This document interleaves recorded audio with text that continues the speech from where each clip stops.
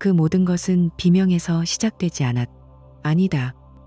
모든 것은 그보다 훨씬 이전. 지독한 침묵 속에서 시작되었. 그래. 바로 그 책 한 권에서부터. 내게 책의 세계는 현실의 소음으로부터 나를 지켜주는 견고한 성체였. 나는 그 성벽 안에서 안전하다고, 자유롭다고 어리석게 믿었. 묵은 종이, 냄새와 잉크향이 뒤섞인 그곳에서 나는 비로소 온전한 내가 되었. 책장에 가지런히 꽂힌 책들은 단순한 이야기가 아니었다. 그것은 내가 살아보지 못한 수많은 삶이었. 현실의 복잡함을 피해 숨어들 수 있는 유일한 안식처였. 나는 그 질서정연함과 고요함을 사랑했다. 하지만 그 성벽이 높아질수록 나는 안의 서아와 나 사이에 보이지 않는 벽이 함께 쌓아 올려지고 있다는 사실을 까맣게 몰랐. 그 벽은 서서히 하지만 확실하게 그녀를 질식시키고 있었다. 어느 날 저녁, 서아는 요가 수업을 마치고 현관문을 열 때부터 다른 에너지를 풍기며 들어왔. 가볍게 땀에 젖었지만 그 어느 때보다 생기 넘치는 얼굴이었다. 평소보다 유난히 반짝이는 눈으로 그녀는 소파에 파묻힌 내게 달려와 제잘거렸다. 민준 씨, 나 오늘 드디어 그 어려운 동작 성공했어. 몇 주 동안 끙끙대던 거 있잖아. 막 몸을 베베 꼬는 거. 오늘 1분이나 버텼다니까. 선생님이 자세 교정에 최고라고 했는데 정말 등이 날아갈 것 같아. 당신도 한번 해볼래? 나는 막 손에 땀을 쥐게 하는 추격전이 펼쳐지는 페이지를 읽고 있었. 조금만, 이 페이지만 넘기면. 그녀의 목소리는 내 의식의 표면을 스치고 지나가는 의미 없는 소음 같았다. 나는 시선을 활자에 고정한 채 건성으로 대꾸했. 단 한 음절. 그 한마디가 그녀의 들뜬 마음에 어떻게 비수가 되어 꽂혔을지. 그때 나는 알지 못했다. 알려고도 하지 않았다. 그녀의 얼굴에 피어났던 생기가 순식간에 시드는 것을 나는 보지 못했. 그저 다음 문장의 긴장감에 몰입해 있었을 뿐이다. 지금 돌이켜보면 그녀의 실망한 표정, 미세하게 떨리던 입꼬리, 무언가 더 말하려다 어쩌면 내 다음 반응을 기다리다가 이내 모든 것을 포기하고 입을 다물던 그 순간을 알아채지 못했던 나 자신이 혐오스러울 뿐이다. 그녀는 조용히 욕실로 향했. 그 작은 포기의 순간들이 모여 거대한 절망의 강을 이루고 있었다는 것을 왜 몰랐을까? 여러분이라면 사랑하는 사람의 그런 작은 신호를 알아챌 수 있었을까? 또 다른 날, 저녁 식탁에는 내가 가장 좋아하는 갈비찜이 올라와 있었. 달콤하고 짭조름한 냄새가 온 집안에 진동했. 서아는 몇 시간을 부엌에서 서성이며 이 요리를 만들었을 것이다. 하지만 나는 그 정성을 알아챌 여유가 없었다. 내 옆에는 어김없이 책이 펼쳐져 있었. 내 눈은 활자를 좇으며 기계적으로 숟가락을 움직였다. 그녀가 조심스럽게 말을 걸었. 오늘 회사에서 힘든 일은 없었어요? 나는 소설 속 주인공이 마주한 절체절명의 위기에서 눈을 떼지 못하며 짧게 대답했다. 별일 없어. 더 이상의 대화는 없었다. 맛있다. 고맙다는 말 한마디 없이 식사는 끝났. 유일한 소리는 내가 책장을 넘기는 소리와 식기가 부딪히는 소리뿐이었. 우리 사이의 대화는 그렇게 사라져갔. 내가 다시 서재라는 나만의 성으로 틀어박힌 후 서아는 홀로 식탁을 정리했. 산더미 같은 설거지를 마친 그녀의 공허한 시선이 거실 벽에 걸린 우리의 결혼사진에 머물렀. 사진 속에서 우리는 세상 가장 행복한 미소를 지으며 서로를 바라보고 있었다. 그 사진을 고를 때만 해도 우리의 미래가 이렇게 될 줄은 꿈에도 몰랐지. 서아는 가만히 다가가 사진 속 자신의 얼굴을 손가락으로 쓸어보았. 마치 그때의 행복을, 그때의 나를 다시 만져보려는 듯이. 하지만 이내 그녀는 힘없이 손을 떨어뜨렸. 우리 언제부터 이렇게 됐을까? 누구에게도 들리지 않을 만큼 작은 속삭임과 함께 깊은 한숨이 그녀의 입에서 새어나왔. 그 깊은 한숨에 그녀의 외로움이 얼마나 짙게 배어 있었는지 책 속 주인공의 감정에만 몰두해 있던 나는 전혀 알지 못했다. 그날 밤 집안의 모든 불이 꺼지고 오직 내 서재의 스탠드 불빛만이 복도로 희미하게 새어나오고 있었다. 거실 소파에 홀로 앉아있던 서아는 한참을 망설이다 침실로 들어가 낡은 보석함을 열었. 내가 기념일마다 의무적으로 사주었. 그래서 아무런 이야기도 담겨있지 않은 차가운 보석들을 헤치고 그녀는 상자 가장 깊은 곳에 있던 무언가를 꺼내들었다. 화려한 보석이 아닌 아주 오래된 것처럼 보이는 빛바랜 은색 메달 하나였. 복잡하고도 서글픈 표정으로 그녀는 한참 동안이나 그 메달을 손에 쥐고 있었다. 마치 아주 중요한 그리고 돌이킬 수 없는 결심을 하려는 사람처럼 그녀는 목에 그 낡은 메달을 걸었. 차가운 금속의 감촉이 마치 어떤 선언처럼 느껴졌다. 어쩌면 그건 그녀의 마지막 구조 신호였을지도 모른다. 그에게 자신만의 세계가 있다면 이제 그녀 또한 자신만의 길을 찾아 나서야 한다는. 하지만 나는 책장 넘기는 소리에 그 신호마저 묻어버렸. 그 길이 어디로 향하는지, 그 끝에 무엇이 기다리는지 그때의 나는 상상조차 하지 못했.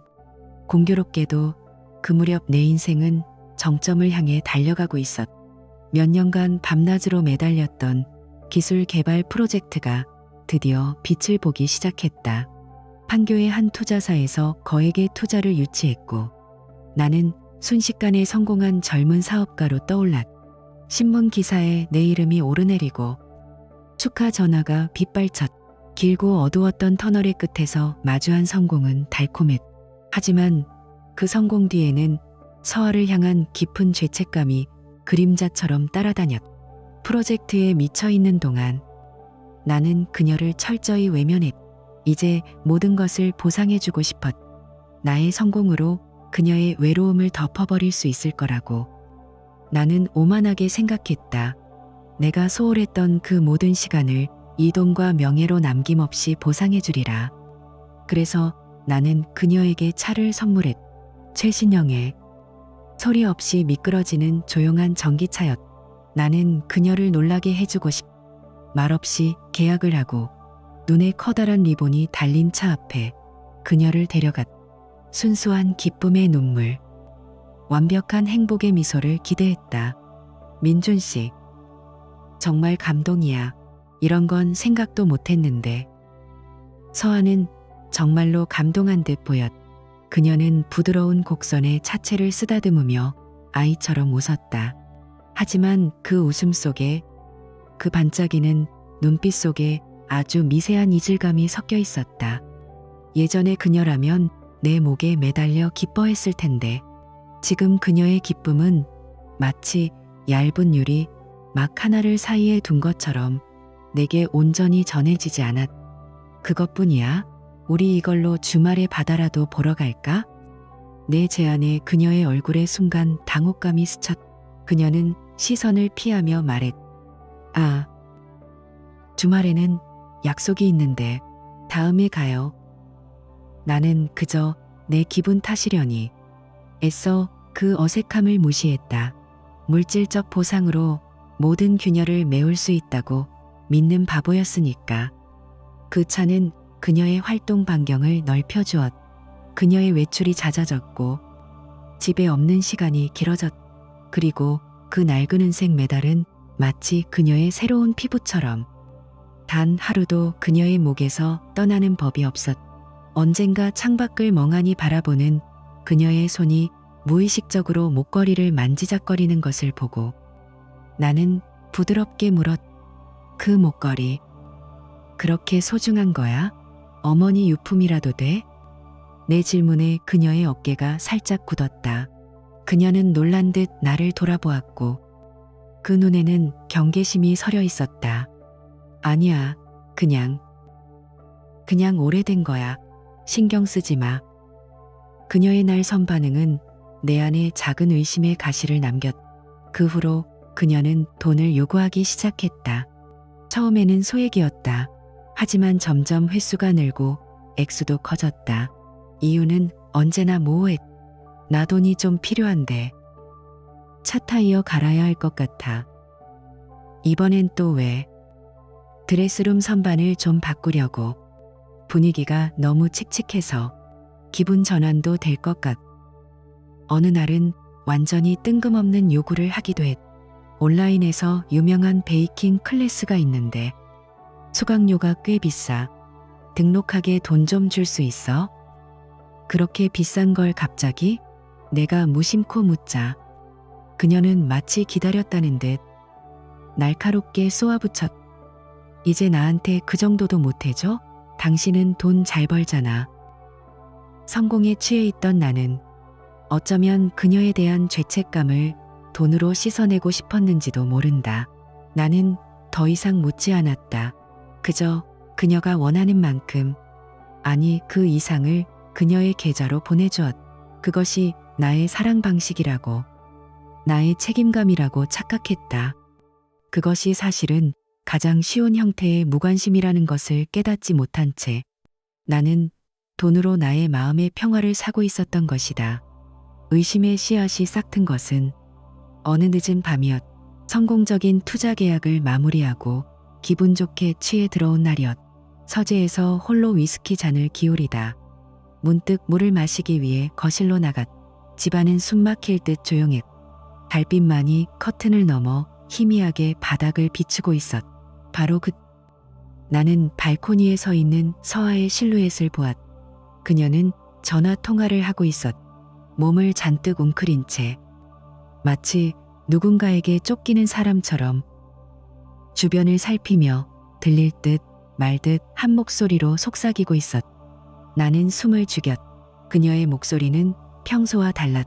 애써 침착하려 하지만 가늘게 떨리는 그 목소리에는 깊은 불안과 절박함이 묻어 있었. 곧 돈 마련할게요. 정말이에요. 그러니까 제발 거기만은 찾아가지 말아주세요. 제발요. 시간을 조금만 더. 나는 그 자리에 얼어붙었. 손에 들고 있던 유리잔이 차갑게 느껴지는 것이 아니라 내 심장이 차갑게 식어내리는 것 같았. 거기라니. 누구에게, 대체 누구에게 저렇게 애원하는 거지? 그녀가 애원하는 대상은 누구이며 거기는 어디란 말인가.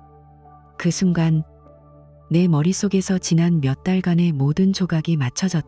그녀의 잦은 외출, 모호한 돈의 사용처, 그리고 날카로웠던 그 목걸이에 대한 반응까지. 이 모든 것이 하나의 끔찍하고 추악한 그림으로 완성되었. 그녀의 속삭임에서 나는 두려움이나 절박함이 아닌 배신자의 은밀함을 읽어냈다. 나는 그녀의 고통이 아닌 나의 상처만을 보았.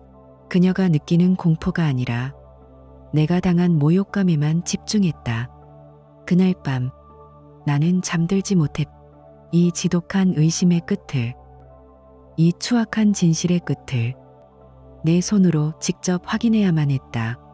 나는 어둠이 채 가시지 않은 새벽, 서재에 앉아 해묵은 연락처를 뒤졌. 대학 시절부터 알고 지낸, 지금은 은퇴 후 흥신소를 운영하는 형사 출신 석진이 형. 짧고 차가운 통화음 끝에 그의 잠긴 목소리가 들려왔을 때 나는 망설임 없이 용건을 말했.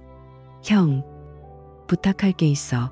내 목소리는 나 자신도 놀랄 만큼 냉정했. 석진이 형의 연락을 기다리는 며칠은 그야말로 지옥이었다. 나는 일에 집중할 수 없었. 중요한 회의 중에도 서아의 얼굴이 떠올랐. 멍하니 보고서를 바라보다가 정신을 차리곤 했다. 그녀의 모든 행동이 의심의 필터를 거쳐 확대 해석되었. 그녀가 휴대폰을 보며 미소 지으면 그 남자에게 문자를 보내는 것 같았고, 창밖을 보며 한숨을 쉬면 그를 그리워하는 것처럼 보였. 한 번은 그녀가 내 눈치를 살피며 조심스럽게 물었. 요즘 힘든 일 있어요? 얼굴이 너무 안 좋아 보여요. 나는 그녀의 걱정 속에서 위선을 읽었다. 내 상태를 살피며 자신의 죄를 감추려는 수작처럼 느껴졌다.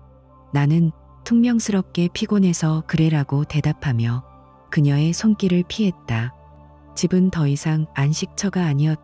팽팽한 긴장감이 흐르는 신문실이었고 나는 잠재적 배신자와 함께 사는 교도관이었. 서아는 나의 이런 변화를 눈치챘을까? 아마 그녀는 그저 내가 또다시 나만의 책의 세계로 깊이 침잠했다고 생각했을지도 모른다. 약속한 날, 나는 석진이 형을 만나기 위해 낡고 허름한 카페로 향했다. 뿌연 담배 연기와 퀴퀴한 커피 냄새가 뒤섞인 마치 세상의 모든 비밀이 거래될 것만 같은 곳이었. 그는 약속 시간보다 먼저 와 있었. 그의 무거운 표정은 결과를 짐작하게 했다. 그는 아무 말 없이 두툼한 서류 봉투를 내 앞으로 밀었.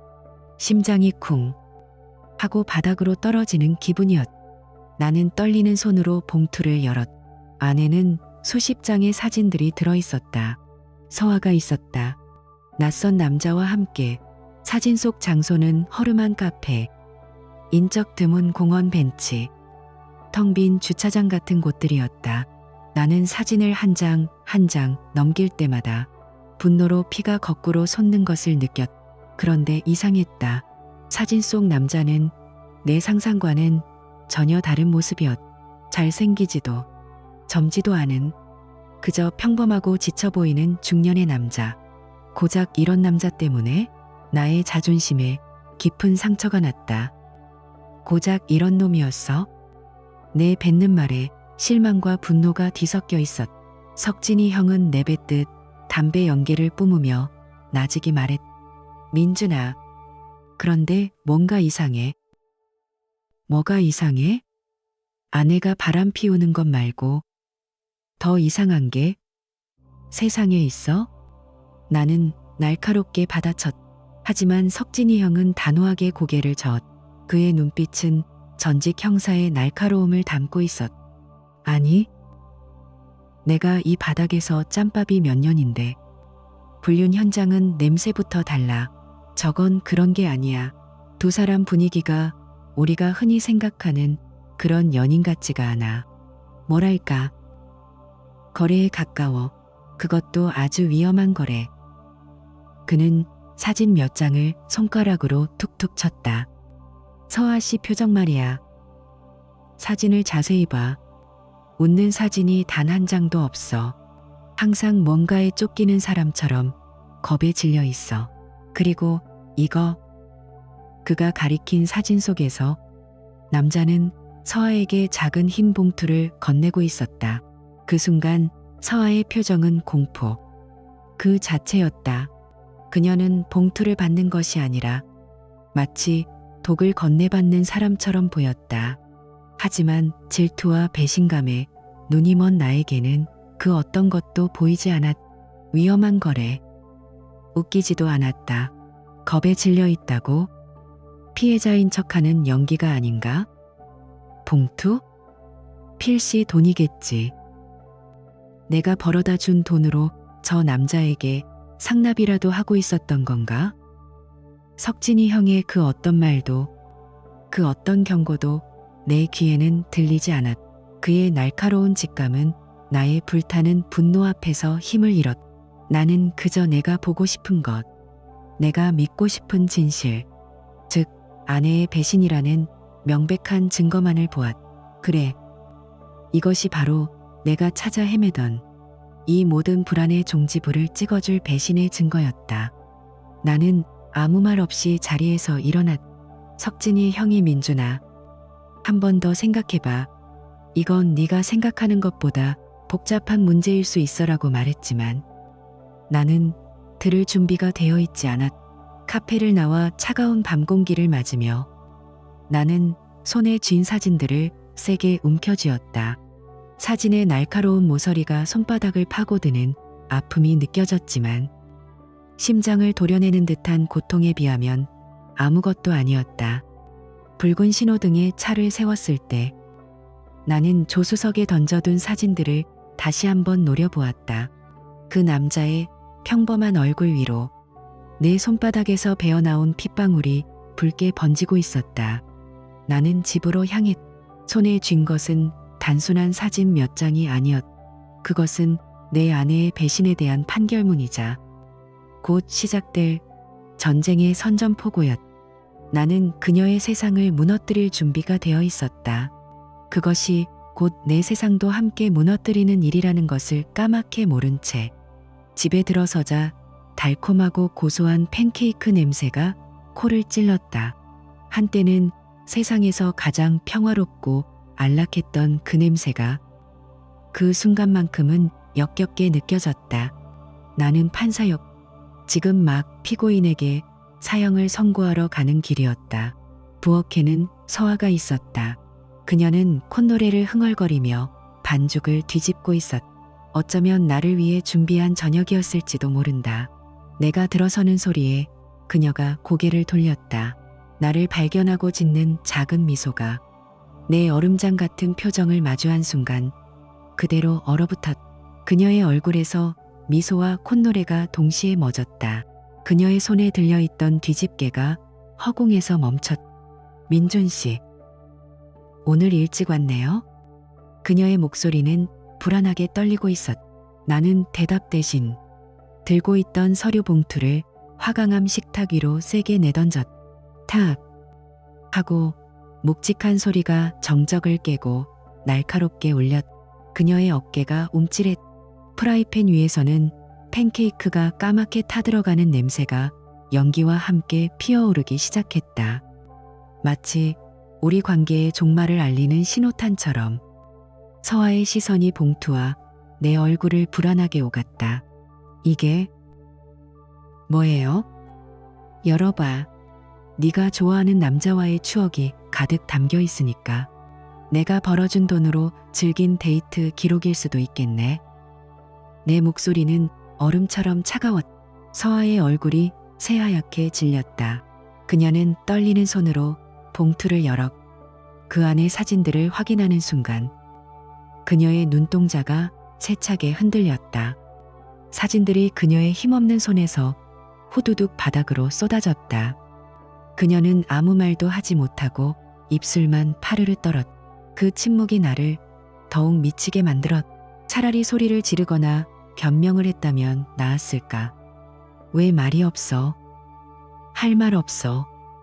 내가 모를 줄 알았어. 이 남자야? 내 이야기를 들어준다는 남자가?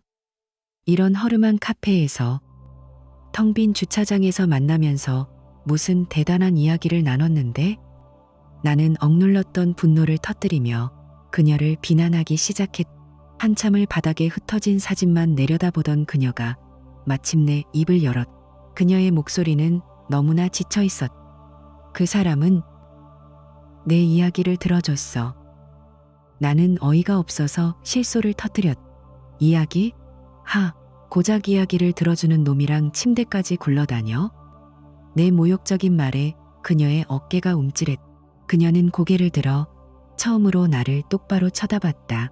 그녀의 눈에는 눈물이 가득했지만 그 안에는 내가 한 번도 본 적 없는 깊은 슬픔과 어떤 체념이 담겨 있었다.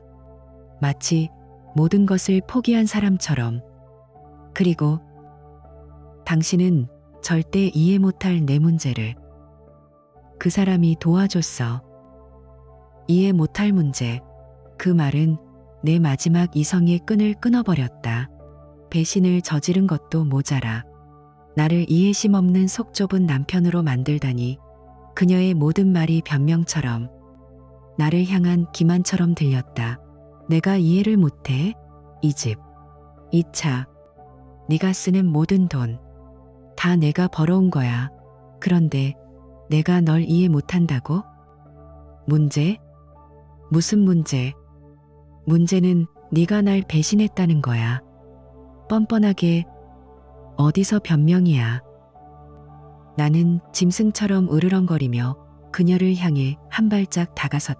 바닥에 흩어진 사진들을 구둣발로 짓밟으며 내 위협적인 행동에 서하는 본능적으로 뒷걸음질 쳤.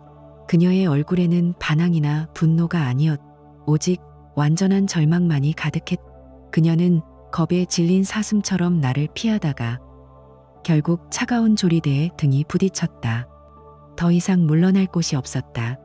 그녀는 완전히 궁지에 몰렸다. 여러분이 만약 이런 상황에 처했다면 어떤 선택을 하시겠습니까?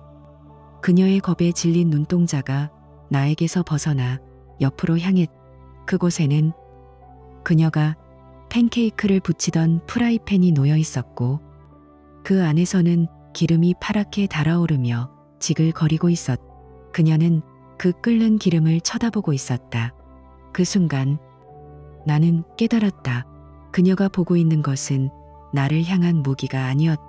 그것은 이 모든 지옥으로부터의 유일한 탈출구였을지도 모른다. 사랑하는 아내가 나보다 끓는 기름을 더 안전하다고 느끼는 순간 그 결혼은 이미 끝난 것이 아닐까? 그녀의 눈빛은 마치 깊은 절벽 아래를 내려다보는 사람의 그것과 같았다. 그리고 나는 분노에 눈이 멀어 그녀를 그 아득한 절벽 끝으로 한 걸음 더 밀어붙이고 있었. 부엌에는 타는 팬케이크 냄새와 이제 막 타들어가기 시작한 우리 관계의 냄새가 진동했. 시간이 느리게 흐르는 것 같았다. 파랗게 달아오른 기름이 담긴 팬이 공중에서 기우뚱하며 끔찍한 포물선을 그렸. 내 눈은 커졌. 입에서는 소리 없는 비명이 터져 나왔지만 분노와 알코올에 마비된 몸은 너무 늦게 반응했. 그 내용물은 비명을 지를 틈도 없이 주저앉는 서아의 어깨와 등 위로 쏟아져 내렸. 치익 하는 끔찍한 소리와 함께 살이 타는 냄새가 팬케이크 타는 냄새를 집어삼켰. 서아의 입에서 터져나온 것은 인간의 것이라고 믿기 힘든 영혼이 찢어지는 듯한 비명이었다. 나는 그 자리에 얼어붙었. 내 머릿속은 새하얘졌고 귀에서는 그녀의 비명만이 이명처럼 울렸.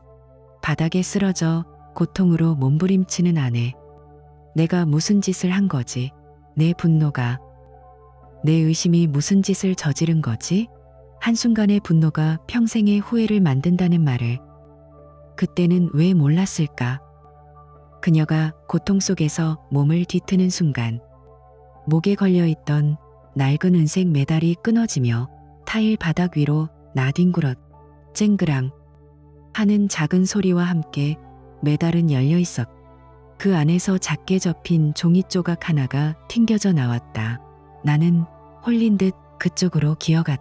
아내의 고통스러운 신음소리보다 그 작은 종이 조각이 나를 더 강하게 끌어당겼다. 어쩌면 나는 마지막까지도 그녀의 배신에 대한 명백한 증거를, 이 모든 비극을 정당화할 변명거리를 찾고 있었는지도 모른다. 내 잔인함을 합리화시켜줄 단서. 나는 떨리는 손으로 종이를 집어들었. 낡고 여러 번 접혀 너덜너덜해진 종이였다. 수백 번은 더 열어본 듯 접힌 부분이 희미하게 달아있었다. 나는 그것이 연애 편지이거나 그 남자의 연락처일 것이라고 확신했다. 하지만 종이를 펼친 순간 내 눈에 들어온 것은 사랑의 미러가 아니었. 그것은 지옥의 문서를 닮아 있었다. 채무 계약서. 눈에 익은 악명 높은 대부업체의 로고가 선명했. 그리고 그 아래에는 상상조차 할 수 없는 액수의 빚과 끔찍한 이율이 적혀 있었다. 그리고 계약서 가장 하단에 적힌 채무자의 이름. 나는 내 눈을 의심했. 그곳에는 몇 년 전 돌아가신 아버지의 휘갈겨 쓴 서명이 있었다. 평생 성실한 줄로만 알았던 아버지의 도박빚. 내가 전혀 알지 못했던 우리 가족을 집어삼킬 수 있었던 거대한 비밀이었. 순간 내 머릿속에서 모든 것이 재구성되기 시작했. 진실 폭발이라는 단어가 있다면 바로 이런 순간일 것이다. 지난 몇 달간의 모든 의문들이 한순간에 풀려나갔. 조각난 퍼즐들이 제자리를 찾아 맞물리며 끔찍한 그림을 완성했. 돌아가시기 전 유난히 수척해 보이셨던 아버지의 얼굴. 예전의 서아가 이젠 유행이 지나서라며 팔아버렸던 그녀 어머니의 유품 반지, 텔레마케터라며 급하게 끊던 창백한 얼굴의 통화들, 사진 속에서 항상 겁에 질려있던 그녀의 표정, 위험한 거래 같다는 석진이 형의 경고, 그리고 발코니에서 속삭이던 그녀의 절박한 목소리. 곧 돈 마련할게요. 제발. 거기만은 찾아가지 말아주세요. 거기는 바로 우리 집이었을 것이다. 그 남자는 내 연남이 아니었. 그녀가 홀로 감당해온 지옥의 일부였을 뿐이다. 그녀의 잦은 외출, 이유를 알 수 없었던 돈의 행방, 그리고 나의 의심을 키웠던 그 모든 비밀스러운 행동들. 그것은 배신이 아니었다. 나를, 그리고 이 가정을 지키기 위한 처절한 몸부림이었다. 그녀는 혼자서 아버님의 빚을 갚아나가고 있었던 것이다. 이 모든 사실을 내가 알게 되면 내가 무너질까봐, 나를 보호하기 위해서 나는 천천히 고개를 들었. 바닥에는 뜨거운 기름으로 인한 끔찍한 상처를 붙잡고 신음하는 아내가 있었다. 나는 그제야 비로소 그녀를 제대로 보았. 나의 잔인한 말과 행동에 상처받은 아내가 아니라 나를 지키기 위해 모든 것을 희생한 한 여자를. 나는 그녀의 고통이 아닌 나의 상처에만 집중했. 그녀의 공포가 아닌 나의 배신감에만 귀를 기울였. 그녀는 나를 배신한 게 아니었. 나를 지키고 있었던 것이다. 이 끔찍한 깨달음은 화상보다 더 깊고 고통스럽게 내 영혼을 파고들었. 나는 구급차를 부르기 위해 휴대폰을 들었지만 손이 너무 떨려 번호를 누를 수 없었. 나는 그녀의 육체뿐만 아니라 내 영혼까지 함께 불태워버렸던 것이다. 나는 내가 이룬 모든 것을 팔았. 밤낮으로 매달려 성공시켰던 회사, 내가 그토록 자랑스러워했던 기술과 특허, 모든 것을 제로 돌렸.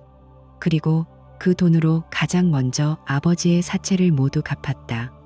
지긋지긋한 빚의 굴레를 끊어내는 순간 어떠한 해방감도 느껴지지 않았다.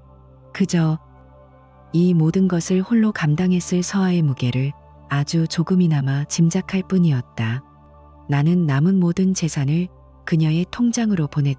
그것은 속죄가 아니었. 내가 할 수 있는 유일하고도 가장 비겁한 방식의 끝맺음이었다. 우리의 이혼은 서류 몇 장 위에서 조용히 마무리되었다. 나는 끝내 미안하다는 말을 하지 못했.